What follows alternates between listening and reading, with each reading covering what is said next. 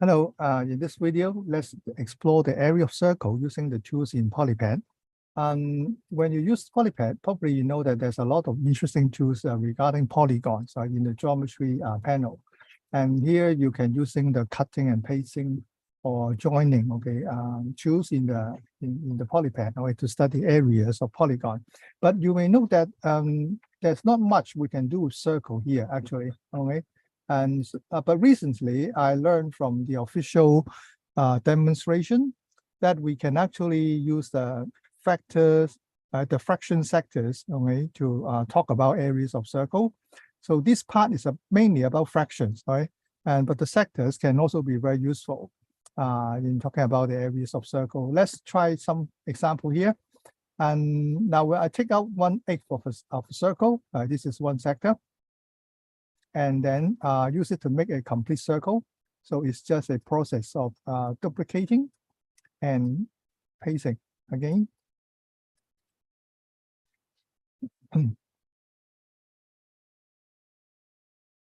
Okay, then I have a full circle. In this circle, you see that this is a label for the fraction, but actually we don't need it in this example. So you can check that the label, maybe I close this part first. For the label, you can see that it can be percentage, decimals, or none. All right. So we don't need any label at all. We just need the circle. And you can also check the size of the circle. All right. We can draw a circle by this tool. Okay. And let's try again. So I start from the circle and then drag it until we cover the whole circle. And with this circle drawn, you can click it and then check the label. Okay, you can write down area equals. For the numerical values of this object, okay, you can use the symbol $A, okay, to represent it. So the number shown here is this area. And how do you know that this is the correct area? Actually, it depends on the size, okay? So we now use a segment, the line segment, to create a radius. And for this radius, you can also add the label. We just write down R equals. And the length of this segment, you can use the $ and then L, okay, to show the length, okay, and press enter. All right, then you can see R is equal to 2 actually for this default shape, right? The radius is equal to 2. Okay, so with this piece of information, perhaps we can try to construct another shape and which can allow us to estimate the area, right? So one of the standard methods is like this, right? We just make one piece here and then duplicate, okay, and then continue. Now we have 4 pieces, okay, and then all together we create another set below. And now we have the total of X again, all right, and that will give a shape more or less like a parallelogram. Okay, let's see how close we are in this estimation. So we go to the construction tool. We have the rectangles tool here, so you can select it and try to enclose it by rectangle, and then you adjust it. All right, these 2 vertices, you can arrange it. So this is a rectangle that is maybe small enough, big enough, sorry, to hold all the pieces, right? And you can, of course, find out the area of this one to see how big it is. It is also interesting to imagine that if this is a box, okay, to host the pizza, right, would it be a good shape, okay, to contain the pizza, right, particularly and if you compare with a square, right, surrounding the circle, with this size, we're a little bit smaller than the square enclosing a circle. That can be another exploration for you to try, in fact.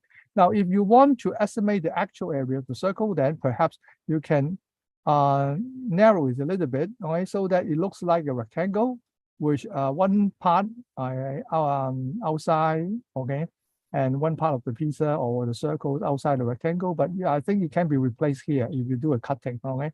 And so imagine that this rectangle should be closer to the actual area of the entire circle. And now we go to find out what it is in terms of the area. And so for this rectangle object, we can also label the shapes with this area. With the $A, then you can see this 13.6, okay?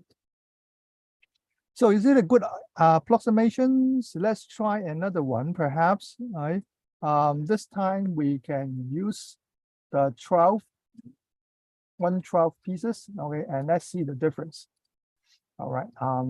Here we have this. Right, we need 12 pieces.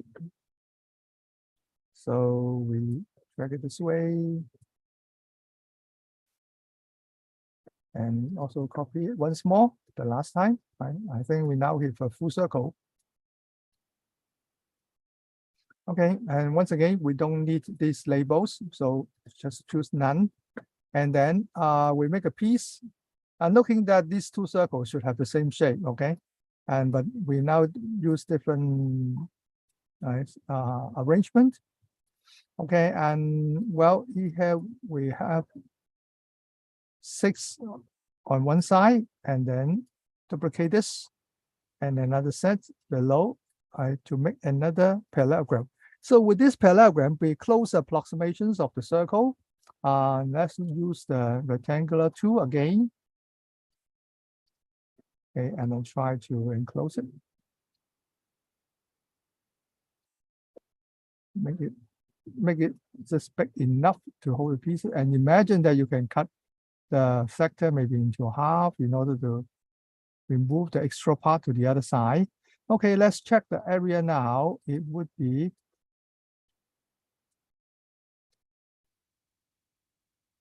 12.6. Wow, it's very close actually. All right, but of course this part I cannot really adjust it very accurately because it's still cutting a little bit upper part of the sectors. Oh yeah, I hope you don't mind, but it shows that the approximation should be better, even though we can't say that it will be exactly the same as the circle, right? But this will lead to further exploration or discussions in the class, perhaps. Okay. Now, apart from this usual way of finding or estimating area of circle, I would like to show another one, which may not be so usual. Okay. By the way, I think you should also try to discuss with students what could be the length or the base of the parallelogram, okay, in this form. Right? How is this compared or related to the circumference? All right, now let's try another one with 1/9 of a circle. And here we have to make 9 pieces. So we duplicate it here.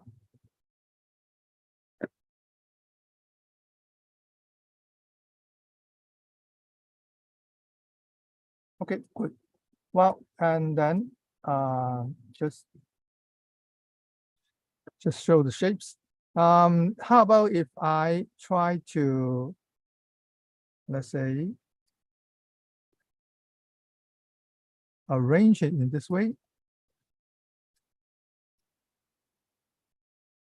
So I need 9 pieces again.